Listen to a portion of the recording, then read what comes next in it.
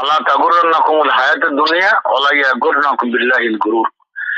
দেখো, এই দুনিয়ার কিঞ্চিত সময়ের চাকচিক্যর প্রতারণা তোমাদেরকে যেন ধোকার মধ্যে না ফেলে দেয়। মৃত্যুহীন অনন্ত জীবন আখেরাতের ব্যাপার সামনে আসে, কি ভয়াবহ ব্যাপার! আখেরাতের ব্যাপারটা কি ভয়াবহ ব্যাপার! আর যে কোনো মুহূর্তে মানুষের জীবনের সামনে চলে আসবে, হঠাৎ করে হঠাৎ করে চলে আসবে। আর অনন্ত জীবন তাতাকাল্লাবু ফীহিল কুলুবি ওয়াল আবসার, যেদিন মানুষের চোখ দাঁড়িয়ে যাবে এবং মানুষের বুদ্ধি দাঁড়িয়ে যাবে, বুদ্ধি আর কোনো খেলবে না, মানুষের মাথা ব্রেন বুদ্ধি আর কিছু খেলবে না, দাঁড়িয়ে যাবে, আর চক্ষু দাঁড়িয়ে যাবে। সেদিন কত যুবক বৃদ্ধ হয়ে যাবে, সেদিন মানুষের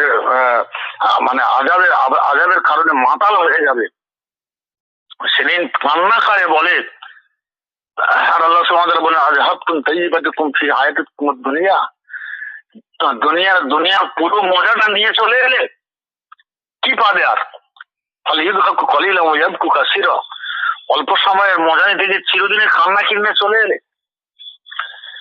তো আমি অবাক হয়ে যাচ্ছি স্যার, এখানে প্রাপ্তবয়স্ক 60-65 আমাদের মতো বয়স্ক মানুষ, মাস্টার, তো তাদের যা সম্পদ আল্লাহ দিয়ে যথেষ্ট।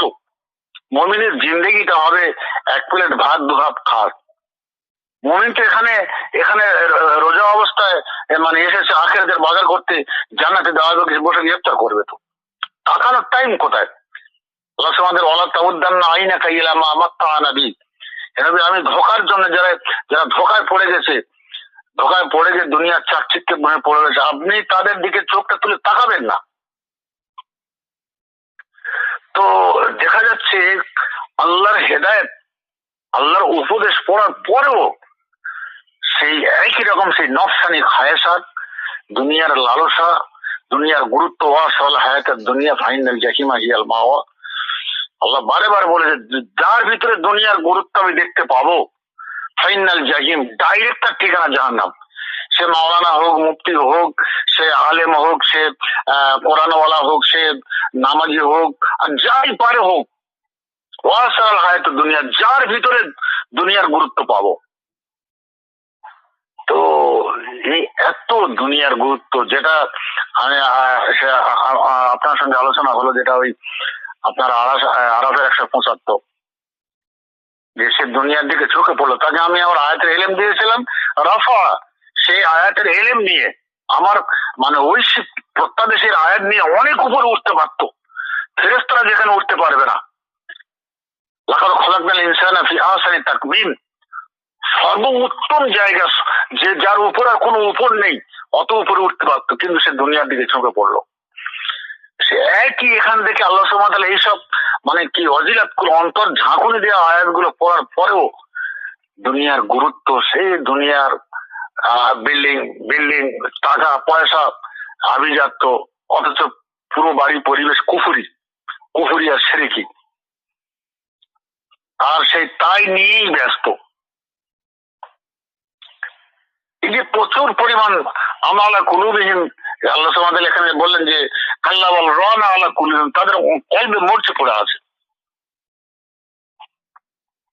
এই ব্যাপারগুলো খুব, এই আত্মশুদ্ধির যে ব্যাপারটা স্যার, ইন্নাল্লাযীনা আমানু ওয়া আমিলুস সালিহাত আন্না লাহুম জান্নাহ, আল্লাহ সুবহানাহু ওয়া তাআলা ডিক্লিয়ার কথা, একদম সরল সৎ কথা, কোন কথা আল্লাহ সুবহানাহু ওয়া তাআলা শুনবেন না, দেখবেন না।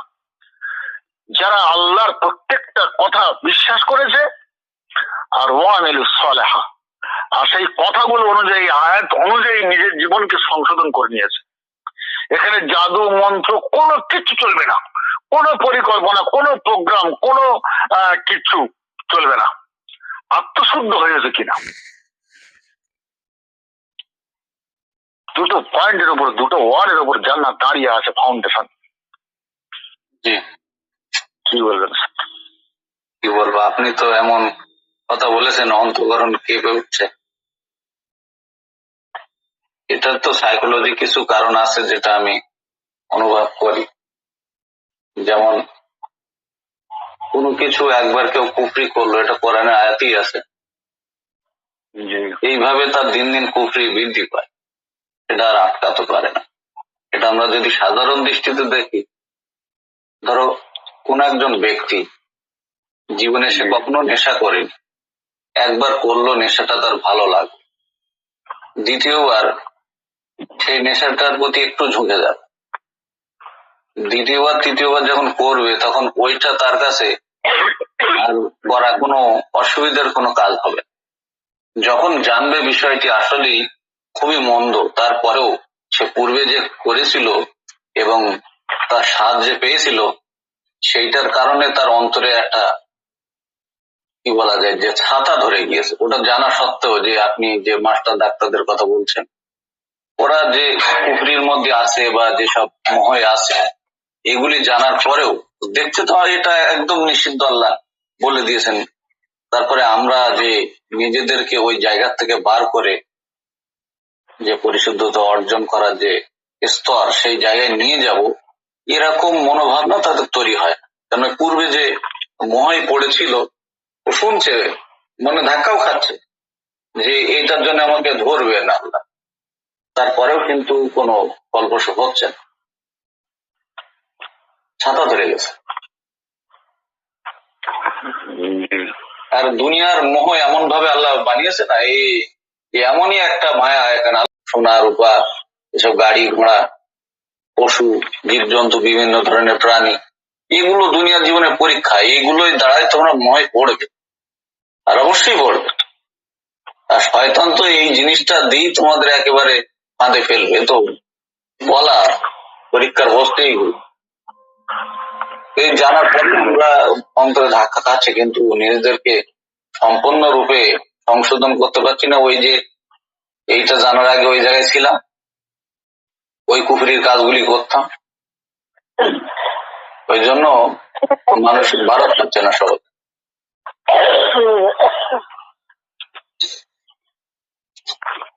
স্যার,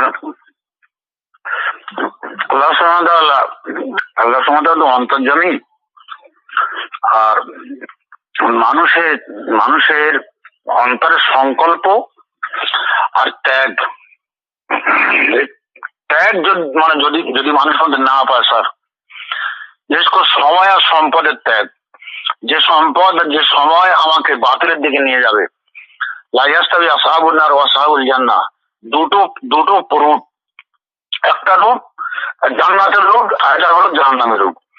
যে সম্পদ আর যে সময় আমাকে জাহান্নামের দিকে নিয়ে যাবে, সেটা ত্যাগ করবানি, সে কবর দিয়ে ত্যাগ কুরবানি না করা পর্যন্ত সে জান্নাতের রুটে উঠতে পারবে না স্যার। আমি আমার ব্যক্তিগত ব্যাপার আপনার কাছে বলে বলতেছি, আমি সবার কাছে বলি না। আমার তো পার নাইট 30,000 টাকা নাইট ছিল ওয়েস্ট বেঙ্গলের 12-14 জেলায়, পার নাইট 30,000, মানে কোনো ব্যাপার ছিল না আল্লাহ সুবহানাহু ওয়া তাআলার অসীম অনুগ্রহে। আর এছাড়া আমি কলিকাতা মসজিদে ইমামতি করতাম। যে কোনো মুহূর্তে কলিকাতায় একটা মসজিদে ইমামতি করলে আপনার 30-35,000 টাকা মাইনে হয়ে যায় পার মান্থ। এবং কলিকাতা শহরে একটা ইমামতি একটা ভয়ঙ্কর ব্যাপার। কিন্তু আমি দেখলাম ইওয়াসাল হায়াতের দুনিয়া, অল্প সময়ের জন্য কোরআনের আল্লাহ সুবহানাহু ওয়া তাআলার উপদেশ মানুষের অন্তরের লৌহ শলাকার মতো অন্তরে মানে গাঁথবে, আর অন্তর ঝাঁকুনি দেবে। আল্লাহ সুবহানাহু ওয়া তাআলা যা বলেছেন, এই দুনিয়ার দিকে ধোঁকা, দুনিয়ার কামনা, দুনিয়ার মজা, দুনিয়ার স্বাদ আহ্লাদ গ্রহণ করার ভয়াবহ যন্ত্রণা, আর আখিরাতের অনন্তকালের বিচার, বিশেষ করে হাসরের মাঠে মিকদারুহু 50 আলফা সানা, 50,000 বছরের যে ভয়াবহ বিচার, বিচারের ব্যাপার মানে যদি সামনে আনা যায় আয়াতগুলো, আর যা কঠিন ব্যাপার আল্লাহ সুবহানাহু ওয়া তাআলা কঠিন বলতেছেন, ভয়ঙ্কর কঠিন। এই ব্যাপারগুলো যখন সামনে আসতেছে আপনার, তখন দেখা যাচ্ছে আমার কাছে 30,000 টাকা কেন, ও 30 কোটি টাকা হলেও ধোকা, বরবাদি, আমাকে আমাকে জান্নাতের পথ থেকে শেষের পেছনে টেনে নেবে।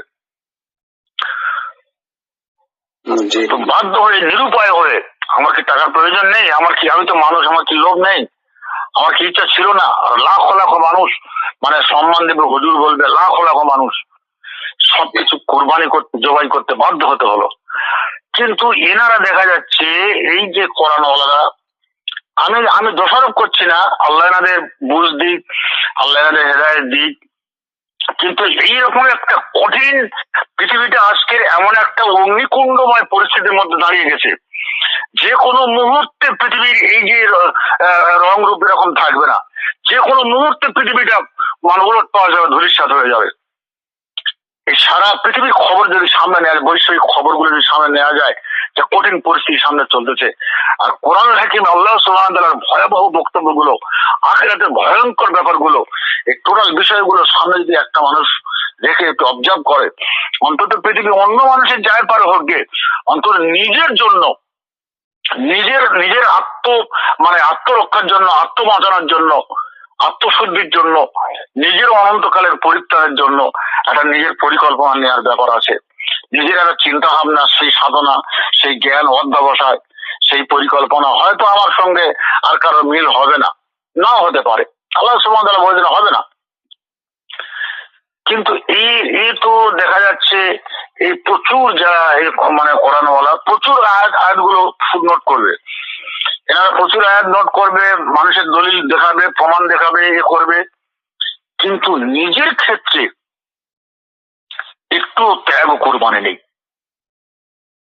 এবং উদারতা যে সম্পদ থাকলে যে প্রচুর পরিমাণে আল্লাহ সুবহানাহু ওয়া তাআলা সূরা বাকারা আপনার 161 থেকে 174 75 পর্যন্ত বললেন যে যারা আল্লাযিনা ইনফিকুনা আমওয়ালাহুম ফি সাবিলিল্লাহ, যারা এই কোরআনের পথে, কোরআন প্রতিষ্ঠার জন্য, কোরআনে আল্লাহর বিধান কায়েম করার জন্য যারা তাদের সম্পদ খরচা করবে, লাইলা ওয়া নাহারা, রাত আর দিন, সিররা ওয়া আলানিয়া, গোপন এবং প্রকাশ্য, আমি আল্লাহ, আমি রব, আমি কুল কায়নাত একাই চালাচ্ছি, আমি রব, আমি আল্লাহ নিজে হাতে তাদের যা পাওনা আমি চুকিয়ে দেবো। আর ওলা খাউফুন আলাইহিম ওয়া লা হুম ইয়াহজানুন, আর আমি আল্লাহ তাদের ভয় মুক্ত করে দেবো, চিন্তা মুক্ত করে দেবো। কি আশ্চর্য ব্যাপার দেখুন, এমন কিচ্ছু নয়। আমি যে সম্পদ গুলো তোমাদের দিয়েছি, সম্পদ তো আমাদের নয়, সম্পদ তো আল্লাহই দিয়েছে।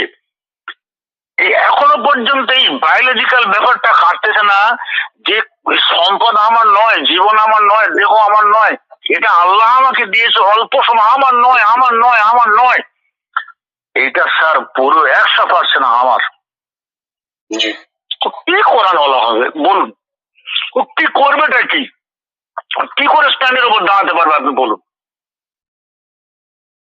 জি, এটা তো দেখতে পাবে তারাই যারা অন্তর্দৃষ্টি সম্পন্ন, সঠিকভাবে কাজ করে, যারা অনুভব কেউ করতে পারবে না সব বিষয়। যে আমি আজকে তার ওই আমাদের বাজারের মসজিদে গেলাম, ওরা নামাজ টামাজ পরে বের হয়ে চলে গেছে, আমি লাস্টে গিয়ে আমি সলা করলাম। তারপরে একটা আয়াত দেখলাম, কি ভয়ঙ্কর আয়াত স্যার, আওয়ামান কানা মাইতান ফাহিয়াইনা, রাসূল সেই ব্যক্তি যে ছিল মৃত, ফাহিয়াইনাহু, আমি আল্লাহ তাকে জীবন দান করলাম। জীবন কি, এখানে আপনার আনফালে 24 এই কোরআনই জীবন আছে। যে ব্যক্তি মৃত ছিল, আমি আল্লাহ এই কোরআনের মানে ওই সঞ্জীবনীর মাধ্যমে তাকে জীবিত করলাম। আল্লাহ নূরম, এবং তাকে আমি দিয়েছি নূর, আলো। আল্লাহ, আমি আল্লাহ তার ব্যবস্থা করে দিলাম, আলোর ব্যবস্থা। ইয়ামসু বিহি ফিন্নাস, যে নূরের আলো নিয়ে সে এই জগৎবাসীর মাঝখানে সে চলাফেরা করে। তারপরে এটা অংশ বললো, দ্বিতীয় অংশ বলছে ওই ব্যক্তি কি এই ব্যক্তিকে সমান হবে যে যারা মানে অন্ধকারে, জুলমাদের অন্ধকারে হাবুডুবু খাচ্ছে, আর সেখান থেকে বের হওয়ার কোন রাস্তা খুঁজে পাচ্ছে না। এখানে আল্লাহ সুবহানাহু ওয়া তাআলা এই আয়াতটা কত ওজনের আয়াত দেখুন। এই আয়াতটা যারা আমার কোরআনের নূরের উপরে নূর নিয়ে চলাফেরা, যাদের মানে মানসিক, বায়োলজি, তাদের সবকিছু কোরআনের নূরের আলোয় উদ্ভাসিত, যাদের অন্তর, যাদের মাথা, যাদের চিন্তা চেতনা আখিরাতের পিকচার যাদের সামনে ভেসে আছে, আল্লাহ পাকের মারিফত, আল্লাহ সুবহানাহু ওয়া তাআলার মানে অত্যাশ্চর্য কুদরতের লীলা খেলা, এত বিশাল মানে সুনৈপুণ্য আল্লাহ সুবহানাহু ওয়া তাআলার আসমান জমিনের মানে বিচিত্র লীলা খেলা, আল্লাহর কুদরত, আল্লাহর বড়ত্ব, আল্লাহর মাহাত্ম্য, এই ব্যাপারগুলো যার মাথায় এসেছে এবং সেইটা নিয়ে যে রাত আর দিন চলাফেরা করছে সেই ব্যক্তি, আর যে মানে ওখানে বলা হয়েছে তামাম ফিজুলুমাতি, তামাম মাসালুহু ফিজুলুমাত, ওই ব্যক্তির মতো কি হতে পারে যে ব্যক্তি, জুলুমাত মানে এখানে মানে অন্ধকার, বহু রকম অন্ধকার, যেহেতু জুলমাত জুমার শিকার, এই জুলুমাতটা হলো মানে বহু বহু রকমের অন্ধকার। নূর